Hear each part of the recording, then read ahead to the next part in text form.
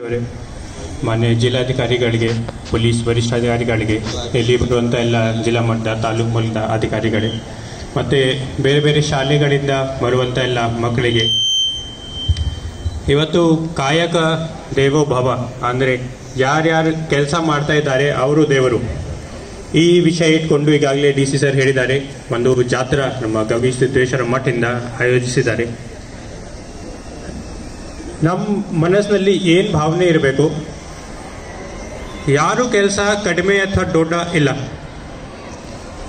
ನಾವು ಏನಾದರೂ ಕೆಲಸ ನಾವು ಮಾಡ್ತೀವಿ, ಅದು ಮುಖ್ಯ ಇದೆ. ಯಾರು ಮೇಲೆ ಇದ್ದಾರೆ, ಇದು ಕೆಳಗೆ ಇದ್ದಾರೆ, ಈ ಕೆಲಸ ಒಳ್ಳೆ ಇದೆ, ಈ ಕೆಲಸ ಕೆಟ್ಟಿದೆ, ಆ ಥರ ಭಾವನೆ ಯಾರು ಮನಸ್ಸಿನಲ್ಲಿ ಇರಬಾರ್ದು. ದೇವರು ಎಲ್ಲರಿಗೂ ಒಂದು ಜವಾಬ್ದಾರಿ ಕೊಟ್ಟಿದ್ದಾರೆ. ಆ ಜವಾಬ್ದಾರಿ ನಾವು ಪ್ರಾಮಾಣಿಕವಾಗಿ ನಾವು ಮಾಡಲೇಬೇಕು. ಆ ದೃಷ್ಟಿಯಿಂದ ಈ ಒಂದು ಜಾಥಾ ನಾವು ಅವರು ಗವಿ ಸಿದ್ದೇಶ್ವರ ಮಠ ವತಿಯಿಂದ ನಾವು ಮಾಡಿದ್ದೀವಿ.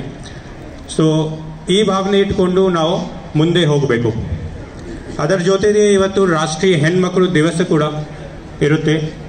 ಆ ಹೆಣ್ಮಕ್ಳ ದಿವಸಕ್ಕೋಸ್ಕರ ಕೂಡ ಈಗಾಗಲೇ ಡಿ ಸಿ ಸರ್ ಹೇಳಿದ್ದಾರೆ. ಗಂಡು ಮಕ್ಕಳು ಮತ್ತು ಹೆಣ್ಮಕ್ಳು ನಾವು ಯಾವುದೇ ತಾರತಮ್ಯ ಮಾಡಬಾರ್ದು.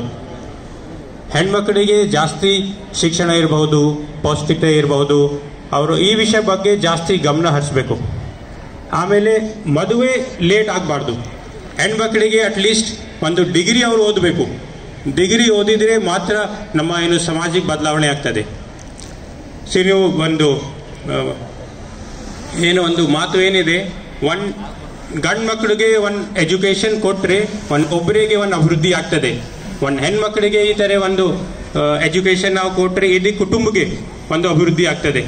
ಸೊ ಆ ಥರ ಒಂದು ಹೆಣ್ಮಕ್ಳಿಗೆ ಒಂದು ಎಜುಕೇಷನ್ ಇದ್ದರೆ ಇಡೀ ಒಂದು ದೊಡ್ಡ 10 ಜನ 20 ಜನಗೆ ಒಂದು ಬದಲಾವಣೆ ಆಗ್ತದೆ. ಸೊ ಹೆಣ್ಮಕ್ಳಿಗೆ ಏನು ನಮ್ಮ ಮಹತ್ವ ಏನಿದೆ ನಾವು ಅರ್ಥ ಮಾಡ್ಕೊಳ್ಬೇಕಾಗ್ತದೆ. ಅವ್ರಿಗೆ ಈ ಥರ ಯಾವುದೇ ಚೈಲ್ಡ್ ಮ್ಯಾರೇಜ್ ಇರ್ಬೋದು, ಫಿಮೇಲ್ ಫಿಟಿಸೈಡ್ ಇರ್ಬೋದು, ಆ ಥರ ನಾವು ಯಾವುದೇ ಭಾವನೆ ನಮ್ಮ ಮನಸ್ಸಿನಲ್ಲಿ ಇರಬಾರ್ದು.